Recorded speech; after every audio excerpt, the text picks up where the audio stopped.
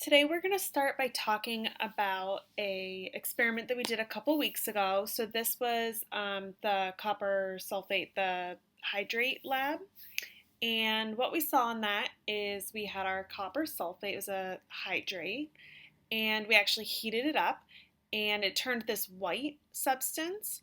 That was actually just the dehydrated copper sulfate. We call that anhydrous.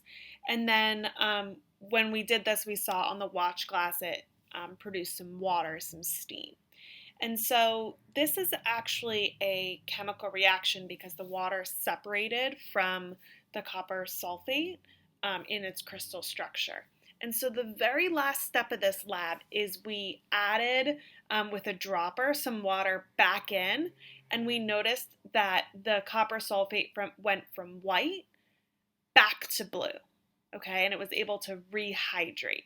And so what this actually was an example of is a reversible reaction. So we've been talking about reactions so far that go to completion. They're only one direction. But there are a subset of reactions that are actually reversible. And so what we should have written for this equation is this double arrow that you see. And this double arrow actually shows that this is a reversible reaction.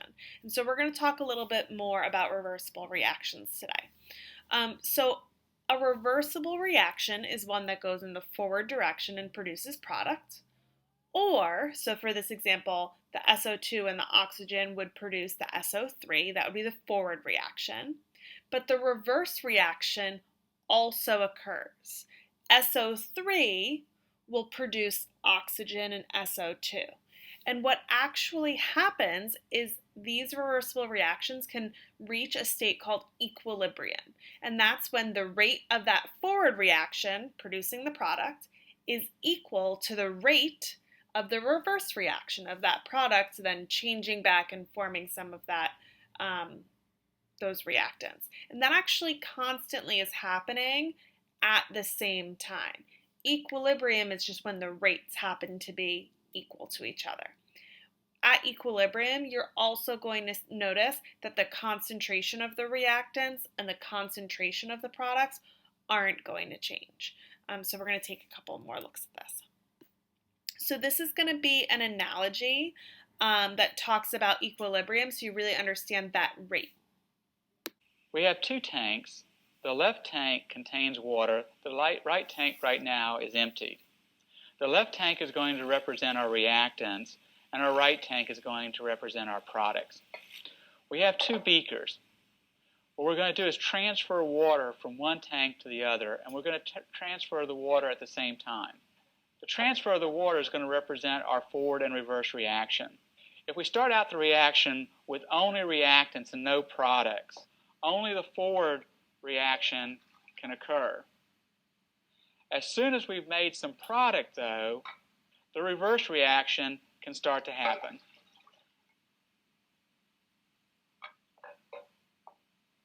As the forward and reverse reaction continue with our equal-sized beakers, eventually we'll reach a point where the water level in the two tanks are equal.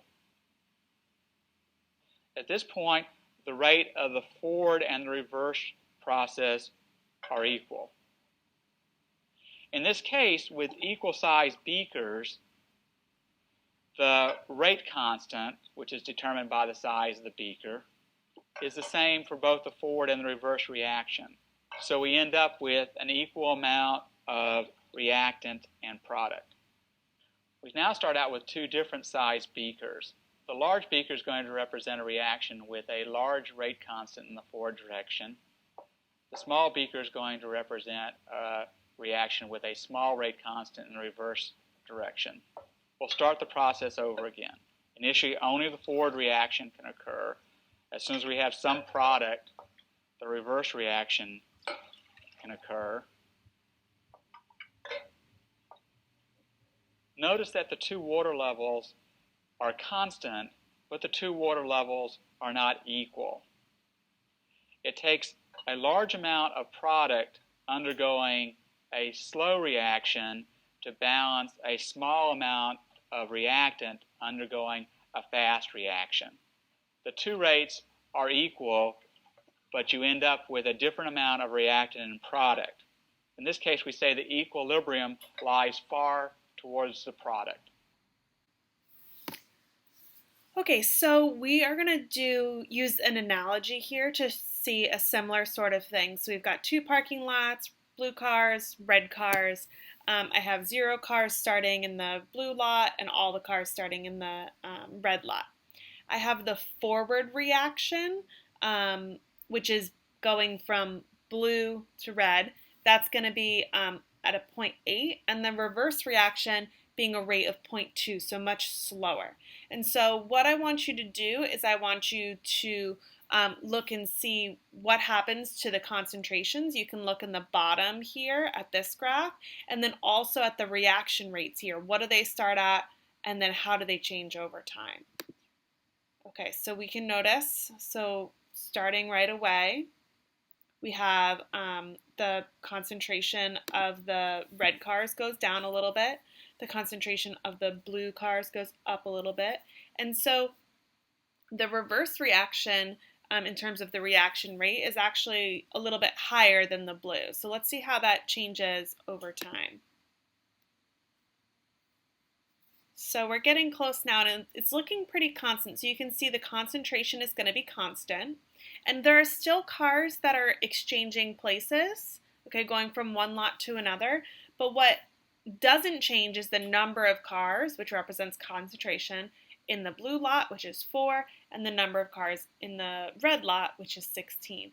You'll also notice here in this reaction rates box, okay, the forward reaction and the reverse reaction, those rates are equal to one another. Okay, so now let's try one more setup. So for this setup, I started all of the blue cars, all of the cars in the blue parking lot, the parking lot A, and then none of the cars in B. So the cars are just in the opposite parking lot, and I kept the same rate constants, forward rate 0.8, reverse rate 0.2. Okay, and we're going to see how that changes, if anything. So quickly we're getting some cars really filling up into parking lot B, and you can notice we're seeing kind of a different thing happen with the graph just because we started with 100% blue cars instead of red cars, and you can see that they're quickly changing and going into a more constant plate. In terms of the reaction rates, the forward reaction is much greater than the reverse reaction at this point. That's because there are more cars in parking lot A. Okay, so the forward reaction is happening, but the reverse reaction can't happen quite as much yet. Okay, so let's look and see how that plays out. You can see the number of cars is changing. Okay, and then right now, this looks pretty similar to where we ended the last simulation. 4 blue cars, 16 red cars. We have the equal concentrations, and we have the same reaction rate. Okay, for the last simulation, we are going to be looking at a reaction of hydrogen and iodine to form hydrogen iodide. You can see in the first reaction vessel, we've got our hydrogen and our iodine, and then in our second reaction vessel, we have the hydrogen iodide gas. And so what you'll notice kind of being simulated and showing in these tubes is that both the forward and the reverse reaction are both happening at the same time. Okay, and that is what is so important about an equilibrium. So let's just take a little look. You can see the reaction rates are changing until they're equal. Our concentrations are also evening out. And so this is what's so important about when it establishes equilibrium, is that the concentrations of the reactants will stay constant, the concentration of the product will stay constant, and that's because the rate of the forward and the reverse reaction are the same. So this reaction is actually favoring the products, which is favoring the forward reaction, so more products are being formed here. And I know that because of this value at the bottom here, this K value. 2.25, that's a positive K value, and so that's what is going to favor the production of the products. We'll talk about that a little bit later as well. So at the bottom of the last screen, we saw an equilibrium constant.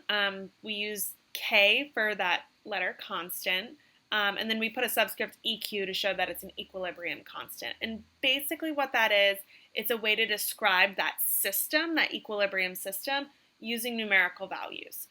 So I wrote an example kind of equation here. The lowercase letters will represent the coefficients, and then the uppercase letters A, B, C, and D will represent different reactants and products. So what you can see here is the KEQ is going to be C and D, to the power of whatever the coefficient is, over A and B, same thing to that power. So overall, we can summarize that and say that the KEQ, the equilibrium constant, is equal to the concentration of the products over the concentration of the reactants. If that KEQ is above 1, it means that there's more products, being made, so it's going to favor the products. That would be favoring the forward reaction. If the KEQ is less than 1, it's going to have a bigger denominator, which means the reactants are going to be favored. So that reverse reaction is the one that is going to be favored. So let's look a little bit closer at this. So in our equilibrium expression, we're going to have brackets, and those are kind of the square-edged parentheses, and that's going to represent concentration of each substance in moles per liter. The coefficients from the balanced equation are going to be the exponents for each concentration, so you're going to write that outside of the brackets. And then something that's really important about equilibrium expressions is that solids and liquids will not be included. They're pure substances, so they don't have a concentration. So gases are included, and that's because there's going to be moles per liters of gas, and we know that because a certain number of atoms of a gas will occupy the same amount of space, so we can just use moles when we're talking about gases, and then concentrations for like aqueous solutions are going to also go in. This will change with temperature, but we're not worrying about that just yet, not today. So the first thing that we're going to do is we're going to write an example of an equilibrium expression. So I'm going to do products over reactants. See those brackets.